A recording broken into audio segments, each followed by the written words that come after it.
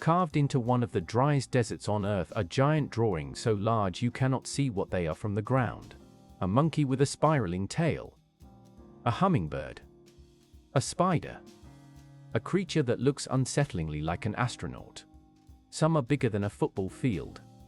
Some straight lines run arrow straight for miles across the valley.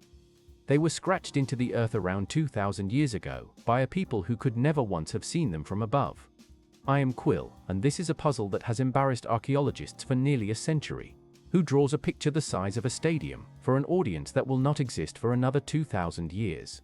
Our story begins in the Nazca Desert of southern Peru, a place where it almost never rains.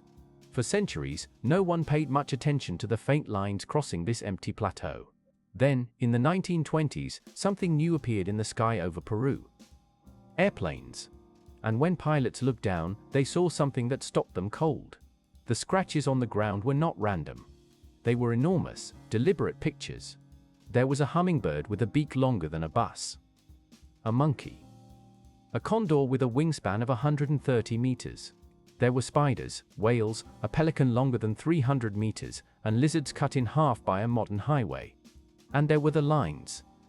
Hundreds of them, dead straight, running for miles, ignoring hills and gullies as if the ground were paper.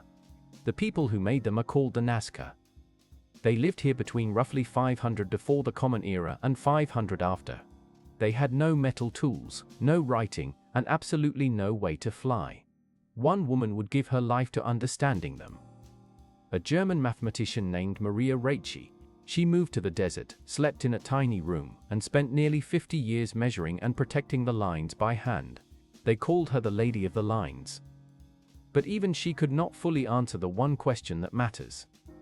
Why? Before we get to why, we have to deal with how, because the how sounds impossible until you see the trick. The desert floor here is covered in dark, reddish stones, baked almost black by the sun. Underneath that thin dark layer sits softer, pale yellow ground. To make a line, the Nazca simply rake the dark stones aside, exposing a bright path underneath. That is it. No carving, no digging deep. A shallow scratch, and a line that glows against the dark desert. So the technique is almost childishly simple. The precision is what should keep you up at night. Some of these lines are straighter than anything you could draw freehand, running true for kilometers. The animals are drawn in a single unbroken line that never crosses itself, like a puzzle solved perfectly on the first try. And they did all of this at ground level, unable to step back and check their work from above. Researchers think they used a simple grid of stakes and cords to scale up small sketches into giants. But knowing the method does not shrink the mystery. It sharpens it. All that effort for a view no one could take. So why would anyone do this?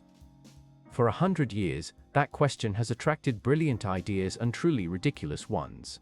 The first serious theory came from an American professor named Paul Kosok. He was standing on the desert at sunset when a line pointed straight at the setting sun on the winter solstice. He called the Nazca Plain the largest astronomy book in the world. The idea was beautiful. The lines were a giant calendar, tracking the sun, the moon, and the stars. Maria Reiche believed it too, and defended it for decades. There was just one problem. When astronomers tested the lines against the sky with computers, most of them pointed at nothing at all. A few line up with the sun. But no more than you would expect from random chance across hundreds of lines. Then, in 1968, a Swiss writer took the mystery in a far stranger direction. His name was Erich von Daniken, and he had a simpler explanation. Aliens. He argued the lines were runways for spacecraft, and the astronaut figure on the hillside was a visitor from the stars. It made him rich and famous. It is also, to be blunt, nonsense. Soft desert sand makes a terrible runway. A single landing would erase 2,000 years of work. And the astronaut figure is almost certainly a Nazca deity, an owl-headed man, not a man in a spacesuit. Insulting the people who built this is the laziest kind of history. So let us do better and actually listen to them. Because the truth was hiding in plain sight, in something the desert people cared about more than the stars. Water. Nazca is a place of life and death, and the difference between the two is a single dry season. When you plot where the lines cluster, they gather around the valleys, and the underground water that feeds them. The lines, it seems, were never really about the sky. They were about survival on the ground. The modern picture is less about a runway and more about a ritual. Imagine the Nazca facing a drought that could end them, praying to the mountains and the earth for water. Now imagine drawing a giant hummingbird, an animal tied to water and fertility, as a message written to the gods above. You do not need to see the whole picture to walk it. And walking it may have been the entire point. Many of the figures are made from one continuous path, wide enough for a line of people to follow. Archaeologists now believe the Nazca walked these shapes in procession, a moving prayer traced with their own feet. The straight lines may have been sacred roads, all leading toward one place. That place is Cahuachi, a vast ceremonial center of mud pyramids, the beating heart of the Nazca world. Picture pilgrims crossing the desert along a line miles long, arriving at the temple to beg the sky for rain. The drawings were not meant for human eyes at all. They were meant for the gods and for the feet of the faithful. That is why the audience seemed to be missing. We were looking for spectators when we should have looked for worshippers. It reframes everything. This is not a mysterious message we fail to decode. It is a cathedral with no walls, a place of worship the size of a city, drawn directly onto the skin of the desert. And the reason it survived 2,000 years is the same reason the Nazca was so desperate in the first place. No rain to wash it away.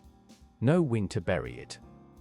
The desert that nearly killed them also made them immortal. Here is the part that should give you chills. We are still finding them. For nearly a century, researchers counted the geoglyphs slowly, by foot and by plane, reaching a few hundred. Then, in 2024, a team from Japan pointed artificial intelligence at aerial photos of the desert. In 6 months, the AI helped them find over 300 brand new figures.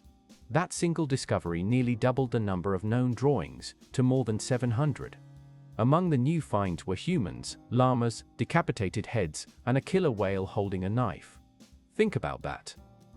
After 100 years of searching, half of these giant figures were still hidden in plain sight. And the new drawings support the ritual answer, clustering along the winding paths that people once walked.